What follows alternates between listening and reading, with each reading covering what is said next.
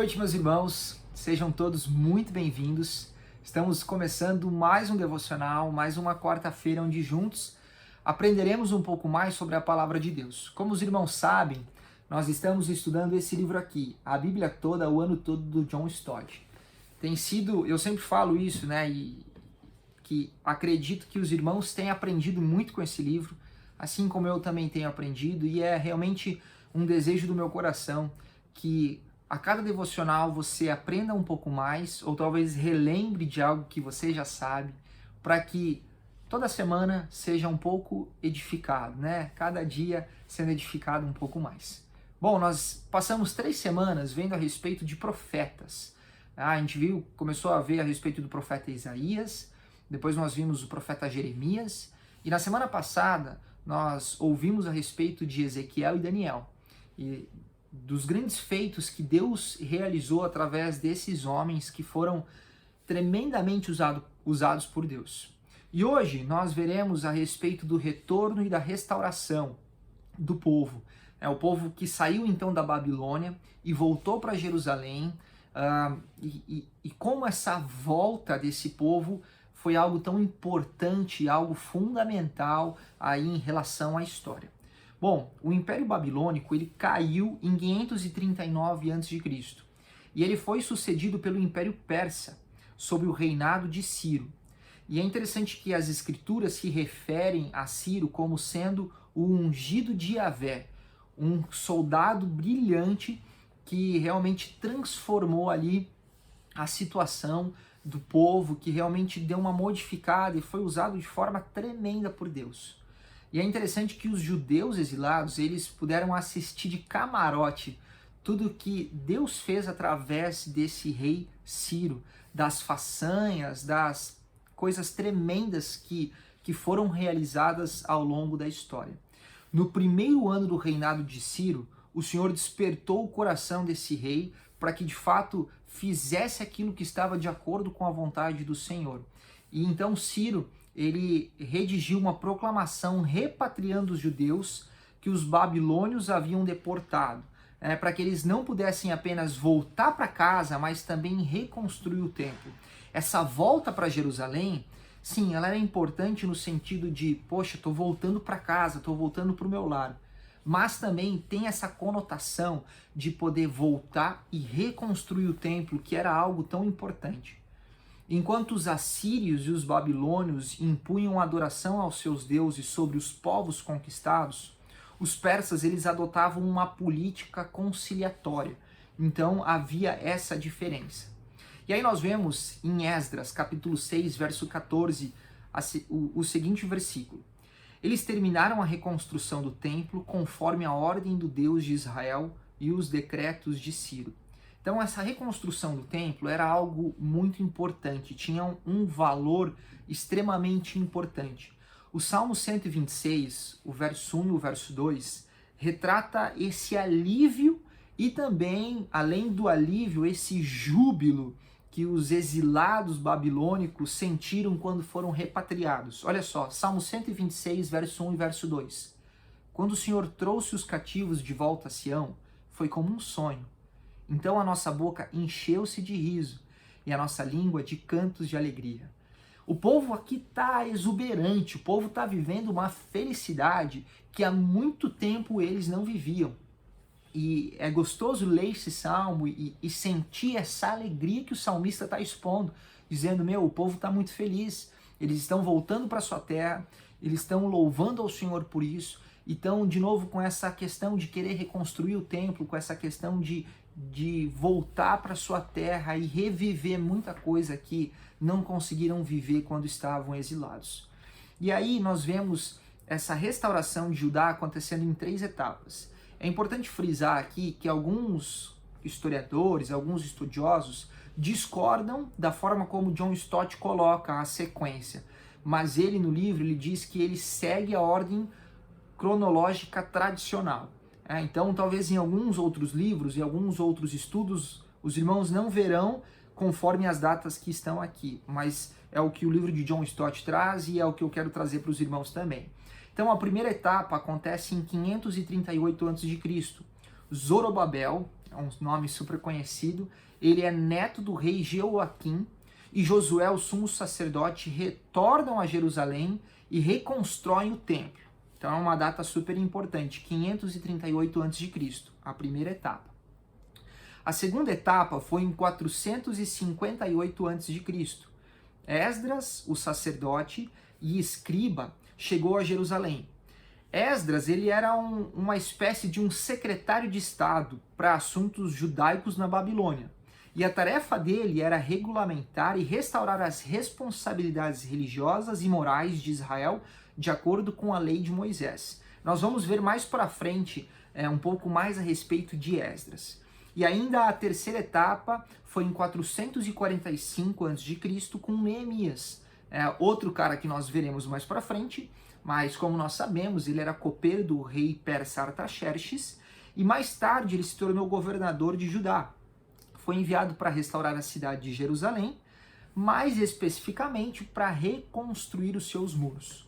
Bom, então, olha só, Zorobabel, ele foi o primeiro a chegar junto com a maior parte ali dos exilados. E é interessante que o decreto de Ciro não apenas autorizou o retorno deles, como também Ciro fez um gesto de generosidade. E ele devolveu aos líderes judeus que estavam voltando para Jerusalém cerca de 5.400 utensílios que pertenciam ao templo. Utensílios tanto de ouro quanto de prata. E é interessante que ele não simplesmente deu isso e falou, ó, podem ir. Mas ele realmente fez e deu esses utensílios, fez esse gesto cuidadosamente, de forma que fosse tudo cuidado nos inventários, ou seja, foi tudo escrito. Ninguém poderia chegar e simplesmente tomar esses utensílios. Não, isso foi escrito ali, foi documentado para que de fato as pessoas soubessem que esses utensílios pertencem de fato ao templo que seria reconstruído em Jerusalém.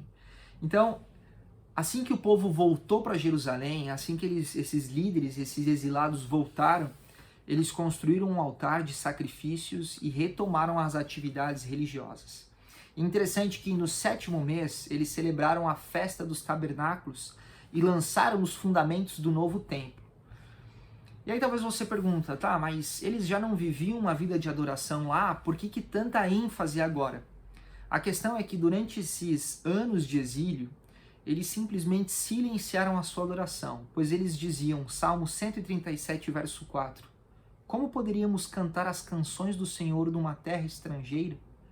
Ou seja, eles estavam vivendo num lugar que não era deles, vivendo como exilados. Nós vimos na semana passada que eles sentiam que Deus não estava mais presente, que Deus simplesmente havia abandonado, simplesmente a adoração deles esfriou, eles não sentiam Deus mais perto deles. Mas agora os seus lábios estavam livres e eles podiam cantar o cântico conhecido como Cântico da Aliança. Esdras capítulo 3, verso 11 diz, ele é bom, o seu amor a Israel dura para sempre. E é interessante que havia um misto nessa adoração. Uns cantavam com alegria, os seus lábios exaltavam ao Senhor, eles sorriam como crianças que recebem um presente inesperado. Mas haviam outros que choravam, e poderiam estar chorando de alegria, poderiam estar chorando pensando em tudo que viveram quando estavam exilados.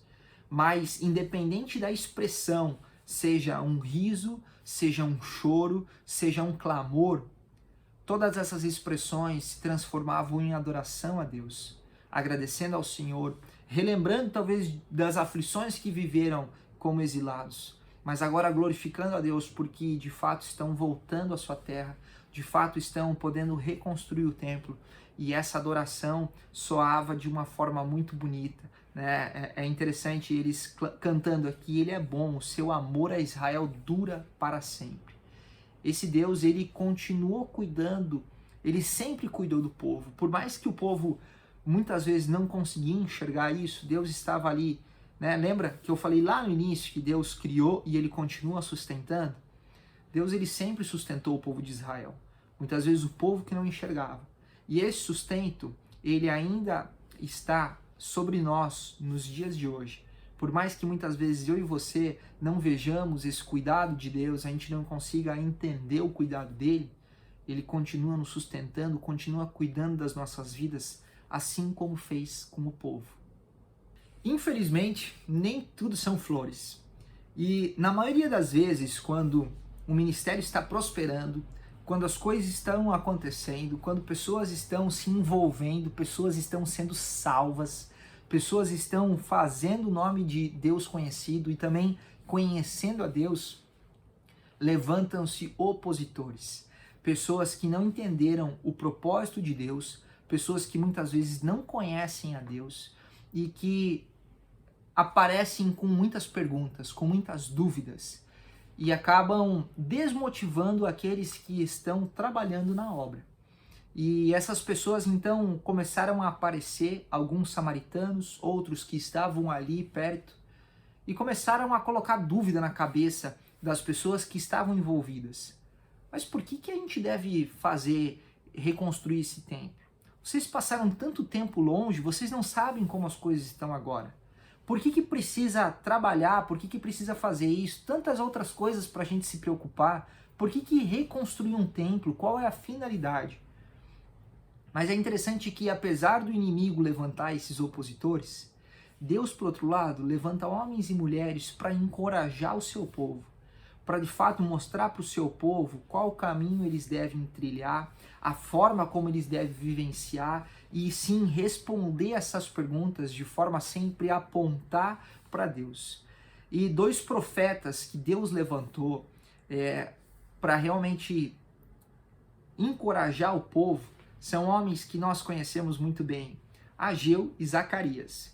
E presta atenção nas palavras de Ageu no capítulo 2 do seu livro, verso 13 e 4, diz o seguinte: quem de vocês viu este templo em seu primeiro esplendor? Comparado a ele, não é como nada o que vocês veem agora? Coragem, ao trabalho, porque eu estou com vocês, declara o Senhor dos Exércitos.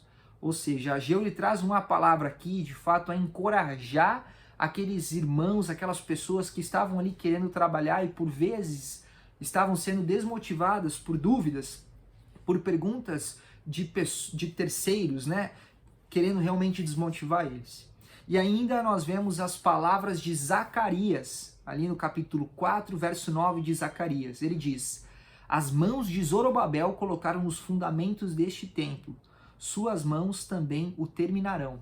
Ou seja, esses homens foram levantados para, de fato, encorajar o povo, encorajar Zorobabel para que terminasse o que estavam começando, terminassem essa restauração, essa construção do templo.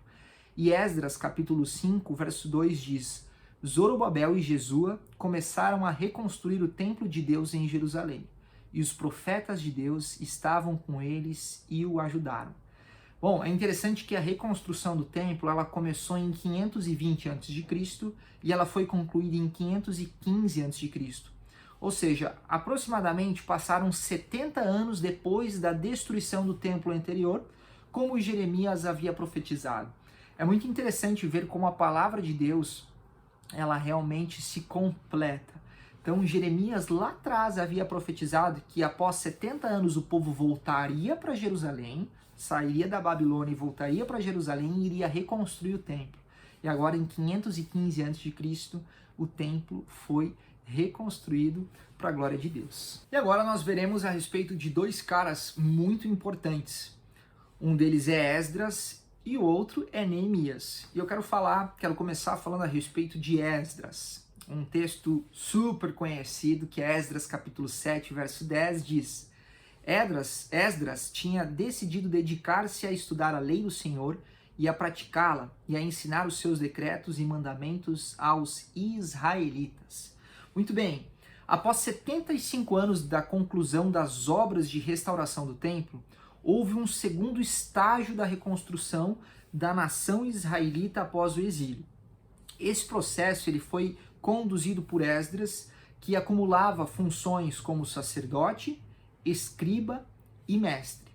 Ele foi enviado para Jerusalém pelo próprio rei persa Artaxerxes, né? E as suas instruções eram para regulamentar o comportamento religioso, social imoral de Israel de acordo com a lei de Moisés.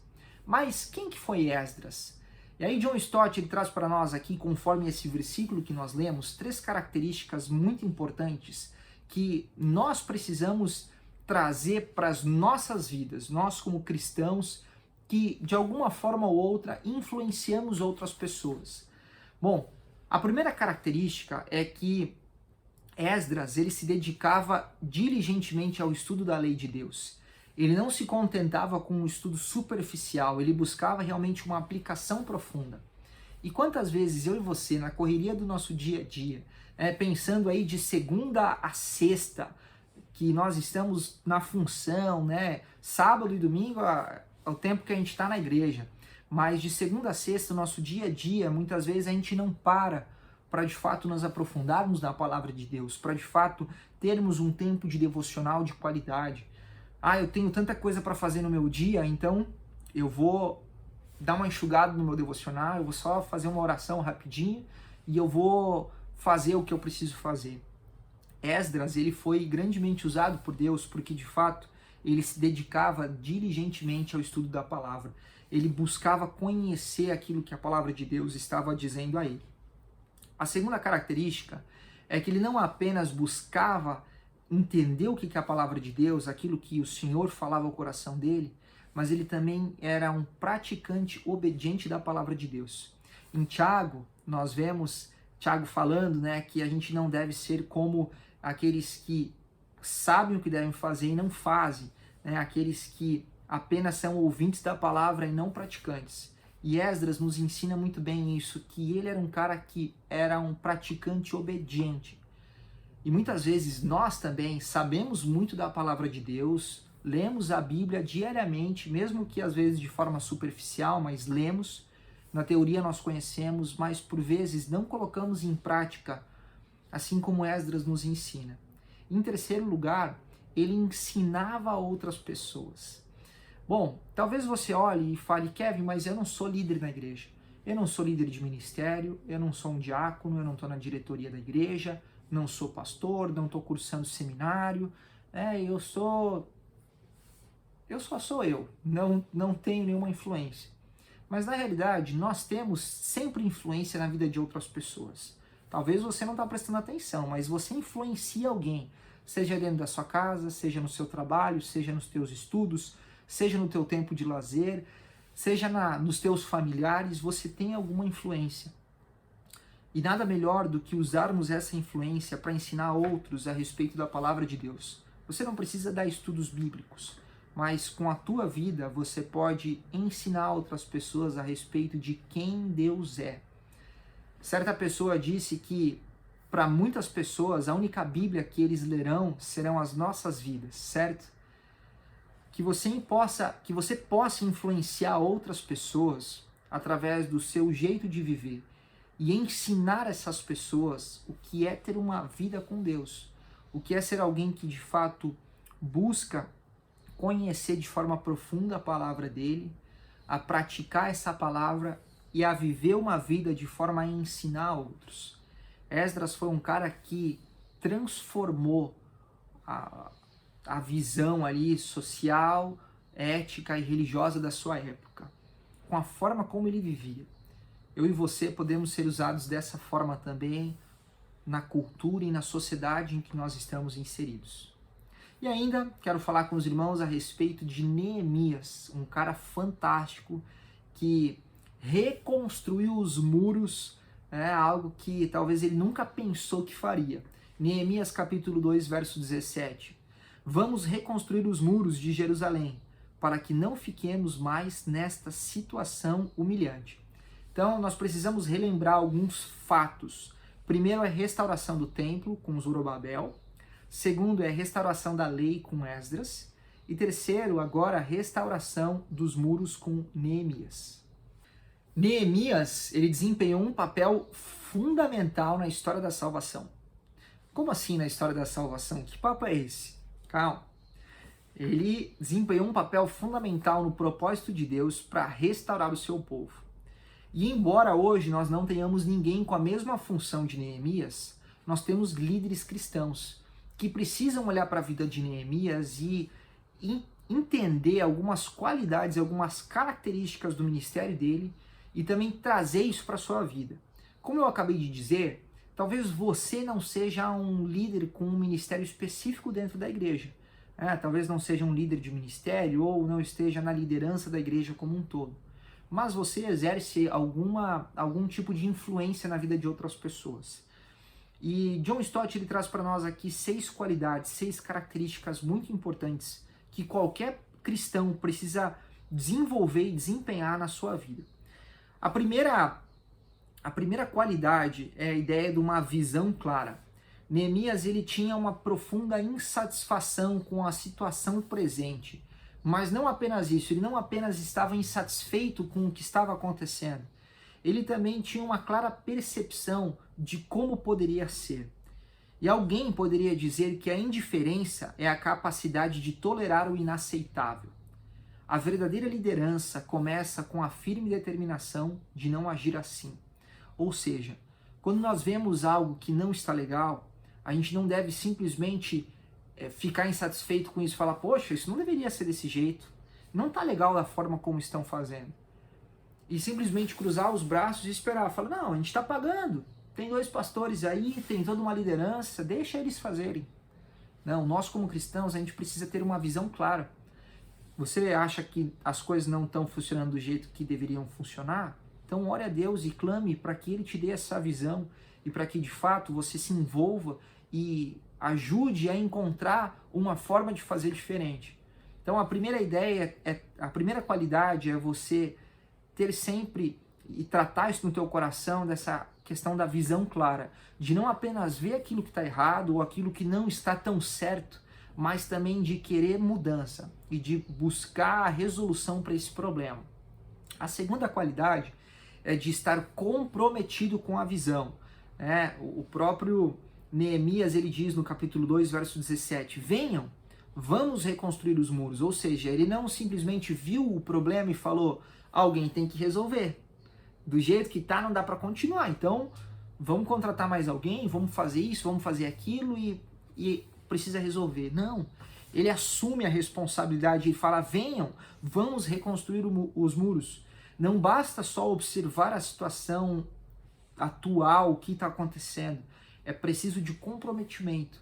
Então, você teve a visão clara, se comprometa com essa visão, assuma as responsabilidades e os riscos de fazer o que precisa ser feito. Quantas vezes nós vemos pessoas que até têm uma visão clara, até veem o que precisa ser feito de diferente, de forma talvez diferente daquilo que tem acontecido, mas como eu disse, cruzam os braços e falam, poxa, estamos pagando alguém, deixa que essa pessoa resolva. Nós precisamos ser pessoas de atitude, assim como Neemias foi. A terceira qualidade é a ideia de você buscar a ajuda de Deus e também das pessoas. Quando o rei perguntou a Neemias o que ele queria, a primeira coisa que Neemias fez foi orar a Deus, perguntando e clamando a Deus por esse direcionamento. E assim que Deus mostrou o direcionamento, ele foi pedir permissão ao rei para poder reconstruir os muros de Jerusalém. E aí vem algo muito importante para mim e para a tua vida. Orar e agir não são atitudes incompatíveis. Ambas são necessárias. E olha só, uma sem a outra pode levar a um perigoso desequilíbrio. E quantas vezes eu e você caímos nesse erro? Ou a gente só age e não ora, ou a gente só ora e não age. Então eu vi um problema, poxa, vou clamar ao Senhor aqui que me dê o discernimento para saber o que fazer. E aí Deus te dá o discernimento e muitas vezes vai te tirar da zona de conforto, vai fazer com que você saia daquilo que você está acostumado a fazer, e aí você olha e fala, não é isso, eu acho que Deus não falou comigo. Ou muitas vezes a gente simplesmente age, faz as coisas que acha que precisa fazer, mas não consulta a Deus. Então, a oração e a ação, elas precisam estar em conformidade, precisam andar em equilíbrio. Você deve sim orar e você deve sim agir. E você deve fazer isso de forma equilibrada. Não apenas orar e não apenas agir, mas os dois. A quarta qualidade é a ideia de você fazer planos realistas. E o mundo, ele costuma fazer pouco caso dos sonhadores, né? Olha lá, aquele cara é um sonhador, nem adianta, nem vai na onda dele, que esse cara aí só sonha. Então, John Stott diz que os sonhadores, eles precisam se tornar pensadores, planejadores e trabalhadores. Pessoas de visão precisam se tornar pessoas de ação. Não adianta nada você sonhar com coisas grandiosas, sonhar com uma igreja cheia de pessoas, lotado, sonhar aí com ministérios super frutíferos, se você não é uma pessoa que é realista.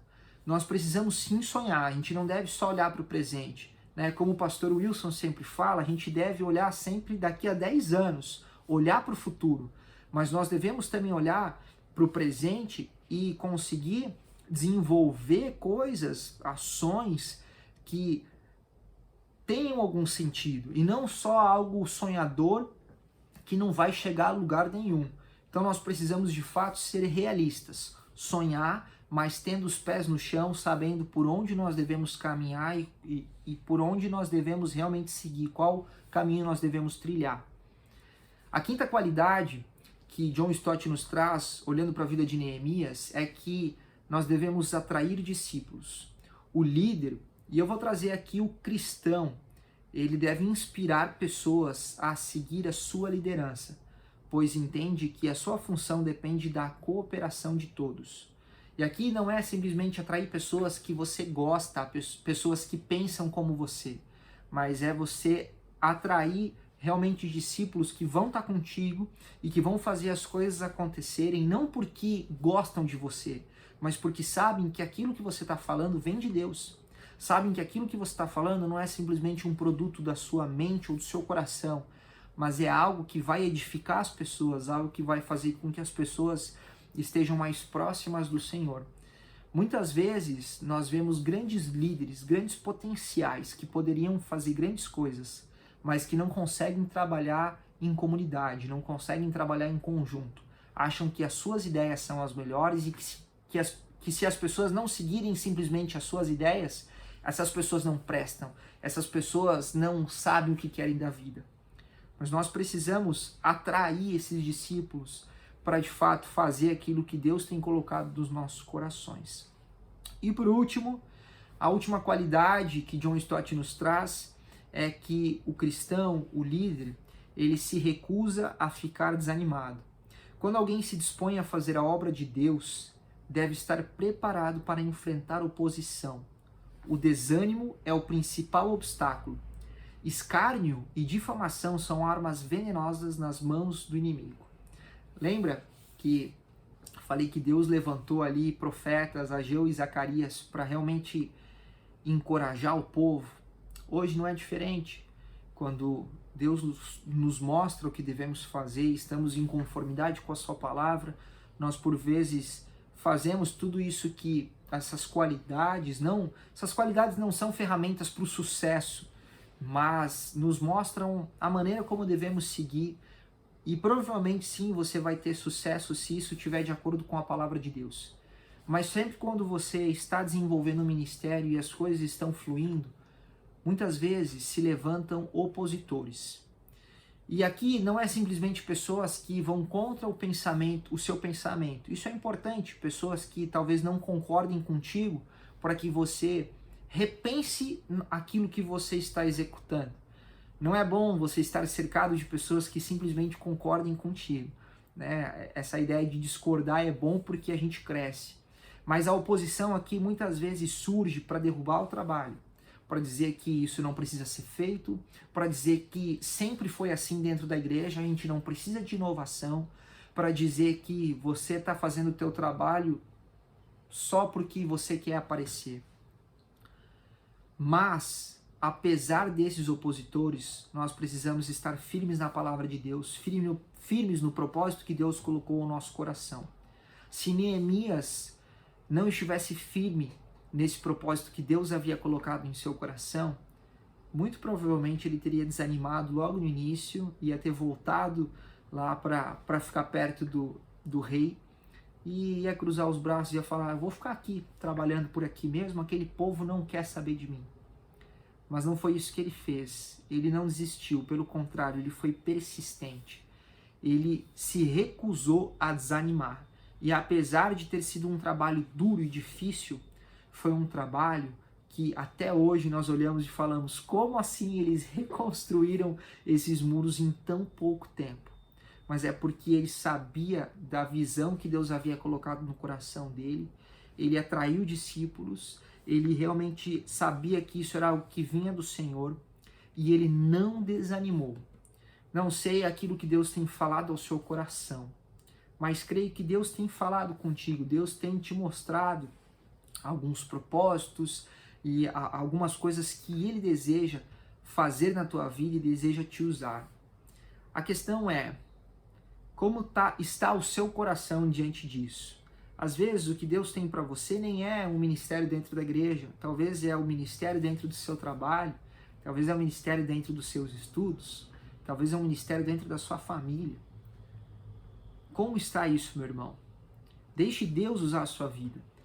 Deixe que Deus use a sua vida como sendo um Neemias, como sendo um Esdras, como sendo um Ageu, como sendo um Zacarias, como sendo tantos outros homens e mulheres que nós vemos na Bíblia, que foram usados de forma tremenda por Deus, que foram usados realmente de forma a transformar o ambiente onde estavam e são conhecidos até hoje por aquilo que Deus fez através da vida deles. Que eu e você possamos ser esses homens e essas mulheres que são tremendamente usados pelo nosso Senhor. Amém? Quero orar com os irmãos ainda para finalizar. Senhor Deus, muito obrigado, Pai, por mais uma quarta-feira, onde juntos podemos aprender um pouco mais a respeito da Tua Palavra. Obrigado, Pai, também pela vida do John Stott, que foi inspirado pelo Senhor a escrever esse devocional e que tem edificado tanto as nossas vidas. Como eu sempre digo, não são coisas novas, são conteúdos que nós já conhecemos, mas como é bom poder relembrar e rever tudo aquilo que o Senhor já fez na história e também trazer isso de forma prática para as nossas vidas. Nos ajude, Pai, a olharmos para a Tua Palavra, para essas histórias e não só nos alegrarmos por aquilo que o Senhor fez no passado, mas também sermos usados pelo Senhor para transformar o lugar que nós vivemos hoje, onde nós estamos inseridos. Realmente nos ajude, Pai, a sermos agentes de transformação, mas não simplesmente como sendo um produto da nossa mente ou do nosso coração, mas sim baseados na Tua Palavra, tendo a certeza de que é o Teu propósito nas nossas vidas, Pai. Muito obrigado por isso. No Teu grande, no Teu maravilhoso nome que nós oramos. Amém. Lembre que nós temos os nossos cultos presenciais.